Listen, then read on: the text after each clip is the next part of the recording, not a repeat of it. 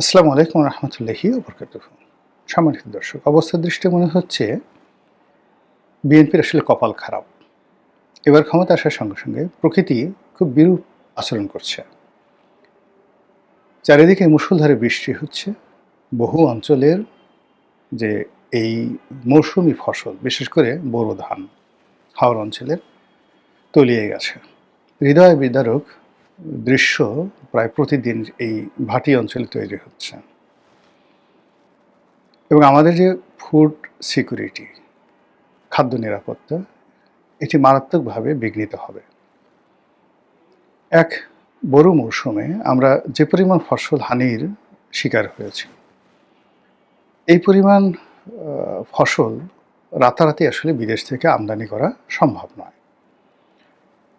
২ নম্বর হলো যে আমরা যে খাদ্যের একটা বাফার স্টক গড়ে তুলব, এই বাফার স্টকও আমাদের পক্ষে সম্ভব নয়। ধরুন এই সিজনে যদি ৫০ লাখ মেট্রিক টন যে খাদ্যশস্য, সেই খাদ্যশস্য কৃষকের ঘরে ঘরে থাকে, কিন্তু সরকার যদি এই ৫০ লাখ মেট্রিক টন খাদ্যশস্য এনে কোথাও গুদামজাত করতে চায়, টাকা আছে, টাকা খুব বেশি না, কিন্তু সেটা রাখার মতো জায়গা নেই। ফলে এই যে সমস্যাগুলো অনেক সময় সৃষ্টি হয়ে যায়, দুর্ভিক্ষ হয়ে যায়, টাকা থাকে, বিদেশের শস্যও থাকে, কিন্তু ম্যানেজমেন্টের কারণে এটা মানে ম্যানেজ করা যায় না। তো ফলে আমাদের দেশে যে ইরি মৌসুম, বোরো মৌসুম, আমনের মৌসুম, এই মৌসুমগুলোতে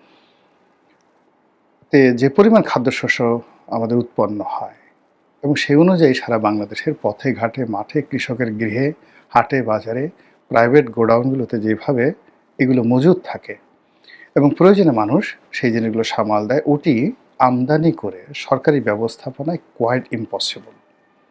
এবং এইবার এই ঘটনাটাই ঘটতে যাচ্ছে। প্রথমত ফসল হানি, দ্বিতীয়ত যদি সরকার এই টাকা দিয়ে এই ফসল আমদানিও করতে চায়, কিন্তু এগুলোর ডিস্ট্রিবিউশন সম্ভব হবে না।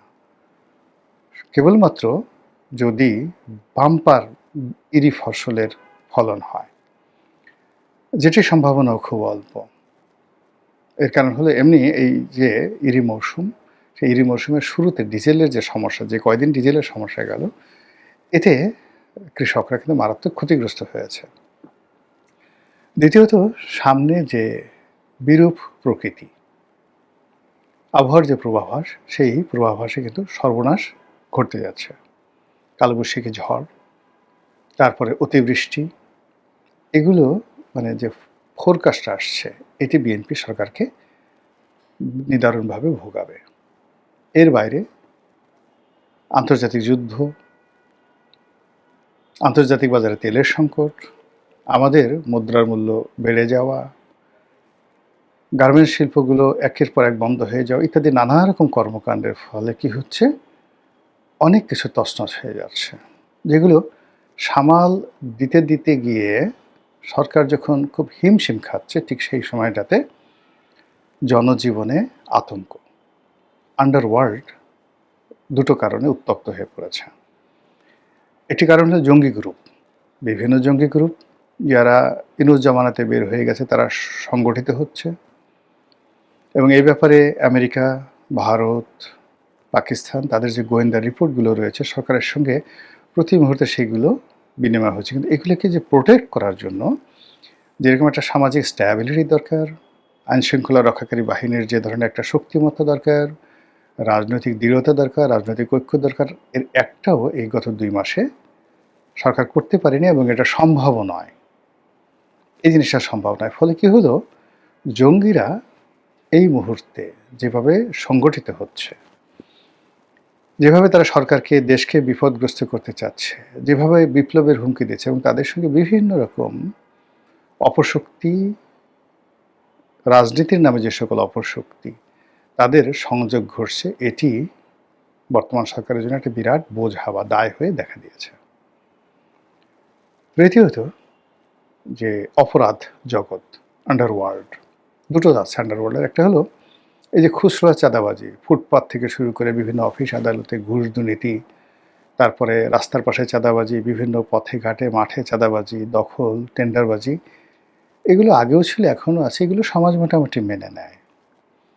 কিন্তু এর সঙ্গে যখন সেই আন্ডারওয়ার্ল্ড যুক্ত হয়ে যায়, মাদক, অস্ত্র, চোরাচালানি এবং মুক্তিপণ আদায় বৃহৎ আকারে, এবং এই যে আন্ডারওয়ার্ল্ডের যে ডনগিরি, এটি শেখ হাসিনার জামানাতে অ্যাবসলিউটলি বন্ধ ছিল।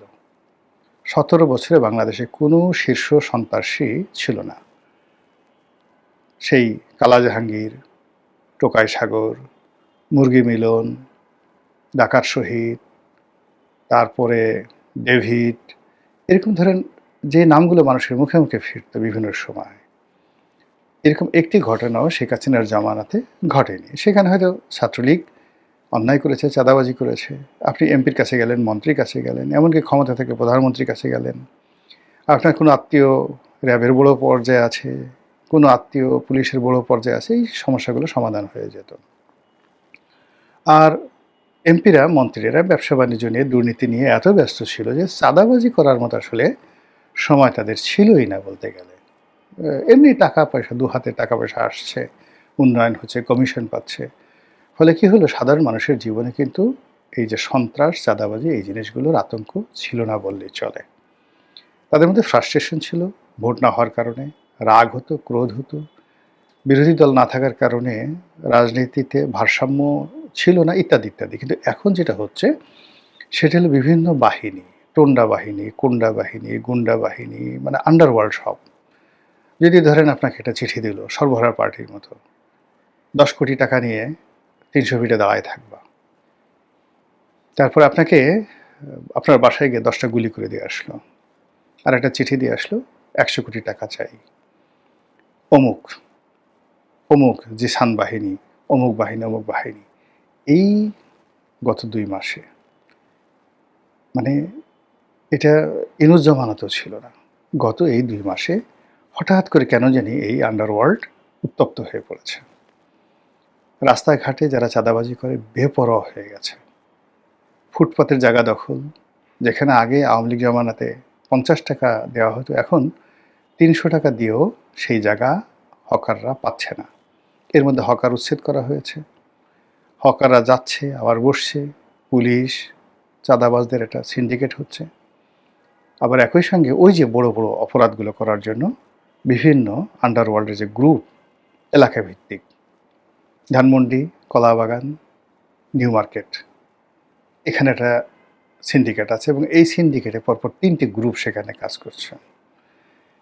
এরপর আপনি আসেন কারণ বাজার, হাতির ঝিল, এরপরে বাড্ডা, মেরুল বাড্ডা, এখানে 3-4টি গ্রুপ কাজ করছে। এরপর আপনি মিরপুর, গাবতলী, এই এলাকাতে 3-4টি গ্রুপ কাজ করছে। মোহাম্মদপুর এলাকাতে, শুধুমাত্র মোহাম্মদপুর এলাকাতে 3-4টি গ্রুপ কাজ করছে।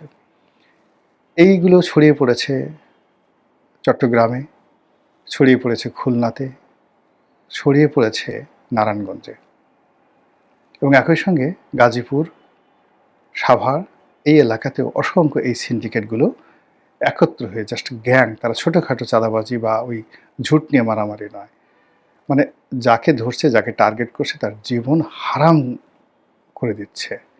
কিছুদিন আগে চট্টগ্রামে এরকম এক সন্ত্রাসী গ্রুপ, বিরাট একটা গ্রুপ অফ কোম্পানিজের মালিকের বাসায় আক্রমণ চালিয়ে যেভাবে গোলাগুলি করে গেছে, ওটার আপনি পরবর্তী কোন খবর পেয়েছেন? কাউকে গ্রেপ্তার করা গেছে? নাথিং, কিচ্ছু করা যায়নি। সেই ব্যবসায়ী পালিয়ে আছেন, বেঁচে আছেন, তাও আমরা জানি না। তো এরকম ঢাকার শহরে খুব চরম আকার ধারণ করেছে, সারা বাংলাদেশে চরম আকার ধারণ করেছে আন্ডারওয়ার্ল্ড বলা হয় যেটা। আন্ডারওয়ার্ল্ডের দুটো, একটা হলো ইসলামী জঙ্গি গ্রুপ যারা আছে তাদের একটা আন্ডারওয়ার্ল্ড, আর একটা হলো এই চাঁদাবাজি, অপরাধ, অন্যায় কর্ম, এবং সেই অপকর্মের যারা অবস্থা, এখন দেখেন বাপের হাত থেকে মেয়ে ছিনিয়ে নিচ্ছে, ঘরের মধ্যে ঢুকে যে সমস্ত কাজকর্ম করছে, এগুলো বলা যাচ্ছে না সব কথা, পত্রপত্রিকায় সব জিনিস আসছে না।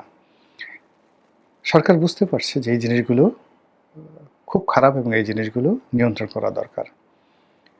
এই জন্য তারা চাঁদাবাজদের সারা দেশে তালিকা করেছে, 400 না 450। তালিকা করে এগুলো হয় নাকি? এবং এই সরকার তালিকা করে আবার কি করেছে, এই মেট্রোপলিটন কমিশনার বলল যে তাদের যে তালিকা আছে 400 বা 500 এই তালিকার মধ্য থেকে 52 জন, 58 জন না 57 জনকে তারা ধরেছে। এতে করে সমস্যা আরও বাড়বে। সবাই বলাবলি করছে যে মূলত মাঠ ফাঁকা করার জন্য যে 52 জনকে ধরেছে, সেই 52 জনের যে চাঁদাবাজির এরিয়া, সেই এরিয়া অন্য তাদের যারা কাউন্টার পক্ষ তাদের হাতে তুলে দেওয়ার জন্য হয়তো এই ঘটনা ঘটতে পারে। এতে করে হবে না। যখন অভিযান চালাতে হবে, সাঁড়াশি অভিযান একসঙ্গে সবাইকে ধরতে হবে। There must be a message এবং ম্যাসাকার করে দিতে হবে। আর সেই ম্যাসাকার করার জন্য দরকার হলো ওই যে অপারেশন ক্লিন হার্ট, বিএনপির আগের জমানাতে যে চালানো হয়েছিল অপারেশন ক্লিন হার্ট, ঠিক ওইরকম একটা অপারেশন ক্লিন হার্ট 2 আগের চেয়ে 100 গুণ শক্তিমত্তা নিয়ে চালাতে হবে।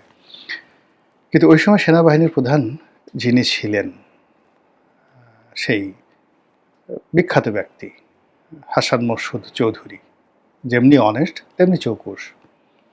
এখনকার যিনি সেনাপ্রধান ওয়াকারুজ্জামান সাহেবকে দিয়ে কি ওইরকম একটা অপারেশন বিএনপি করাতে পারবে? ওয়াকারুজ্জামান সাহেবের উপর তাদের কি সেই প্রভাব আছে, বা ওয়াকারুজ্জামান কি সেরকম ঝুঁকি নিয়ে একটা কাজ করবেন যেখানে এই অপারেশন চালাতে গেলে বিএনপির হয়তো কয়েকশো লোক মারা যাবে? এখন বিএনপি তার সেই দায়-দায়িত্ব বিশ্বস্ততার সাথে তাকে সেই অথরিটি দেবে কিনা এবং তাকে সেফ এক্সিট দেবে কিনা, তার জন্য তার বাহিনীর জন্য ইন্ডিমিনিটি দেবে কিনা? এর কারণ হলো সেনাবাহিনীর অনেক কর্মকর্তা এখন যেভাবে হ্যান্ডকাপ পরে তাদেরকে আইসিটি কোর্টে আনা হচ্ছে, যেভাবে সেনাবাহিনীকে নিয়ে তুচ্ছতাচ্ছিল্য করা হচ্ছে, যে কথাবার্তা করা হচ্ছে, সেই ক্ষেত্রে অপারেশন ক্লিন হার্ট 2 যদি সেনাবাহিনীকে দিয়ে করানো হয়, তারা ওই আগের মতো জাস্ট যাবে, একটা বাঁশিতে ফু দেবে, লোকজন দৌড় দিবে, বিরাট কিছু করে ফেলছে। এরপর আওয়ামী লীগের 20-25 জন নিরীহ যারা লোকজন আছে, এর মধ্যে বেশিরভাগই নারী হওয়ার সম্ভাবনা বেশি, তাদেরকে ধরে এনে বলবে বিরাট একটা অভিযান হয়ে গেছে, ঘোড়ার ডিম কিছুই হবে না।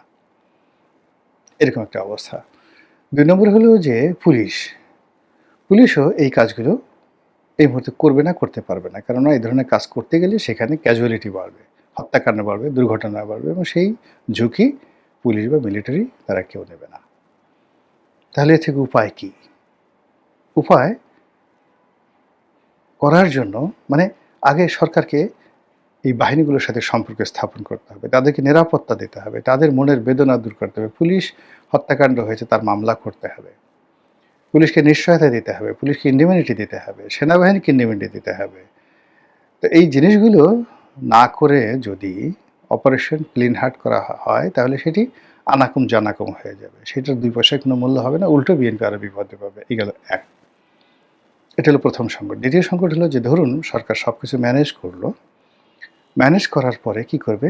সেনাবাহিনী, পুলিশ নির্বিচারে যাদের বিরুদ্ধে অ্যাকশনে যাবে সেখানে 99.99%, আবার বলছি 99.99% যাদেরকে ধরা হবে তারা বিএনপির লোক, যারা মারা পড়বে তারা বিএনপির লোক। ফলে পুরো মাঠ ফাঁকা হয়ে যাবে। এবং এই যে এখন বিএনপির যেটা পলিটিক্যাল ফোর্স রয়েছে, শক্তি রয়েছে, সেই শক্তিটি এনসিপির হাতে চলে যাবে, সেই শক্তিটি জামাতের হাতে চলে যাবে। আর পুরো রাজনীতির জঙ্গন এটি আওয়ামী লীগের জন্য স্বর্গরাজ্য হয়ে পড়বে।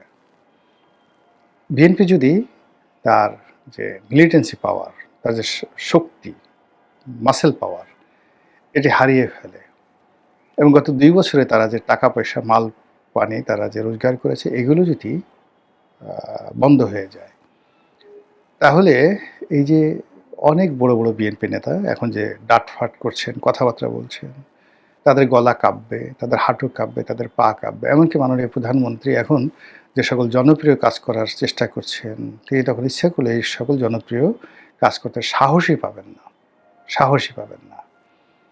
আর সেই সময়টাতে যদি টুস করে আওয়ামী লীগের নেতারা কলকাতা থেকে ঢুকে পড়ে এবং একটার পর একটা অপারেশন কমব্যাট চালিয়ে যায়, মিছিল করে, মিটিং করে, রাজনৈতিক কর্মকাণ্ড করে, সেগুলো আওয়ামী লীগ নিষিদ্ধ, কিন্তু এই নিষিদ্ধ থাকা সত্ত্বেও সেগুলো ফেরানো যাবে না।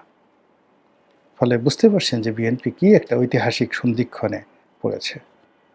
আল্লাহ আমাদের দেশের জন্য কল্যাণ করুক, বিপদ আপদ বালা মুসিবত থেকে আমাদেরকে রক্ষা করুন। আসসালামু আলাইকুম ওয়া রাহমাতুল্লাহি ওয়া বারাকাতুহু।